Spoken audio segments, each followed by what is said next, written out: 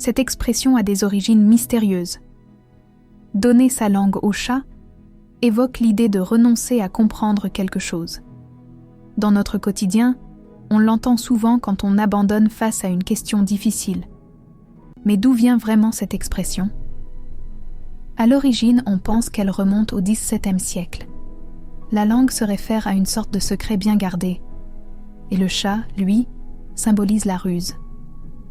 Lorsque quelqu'un disait qu'il donnait sa langue au chat, il traduisait en réalité un acte presque désespéré face à une énigme. Le renoncement à la solution dévoile une facette surprenante.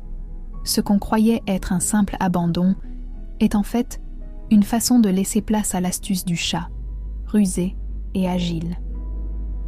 Alors que nous utilisons cette expression aujourd'hui sans y penser, elle révèle une profondeur insoupçonnée. Elle nous relie à une époque où les chats étaient vénérés pour leur mystère et leur intelligence. Le moment clé pour comprendre cela, c'est quand le chat, au lieu d'être simple animal, devient un symbole de sagesse face à l'ignorance. Cette dynamique entre l'énigme et l'intelligence du chat a encore des implications aujourd'hui. Elle nous enseigne que parfois, abandonner une réponse peut mener à de nouvelles découvertes. Et lorsque tu entends quelqu'un dire qu'il donne sa langue au chat, sache qu'il n'abandonne pas définitivement, mais peut-être qu'il laisse un espace pour l'inattendu. La force de cette phrase réside dans sa capacité à transformer le renoncement en ouverture.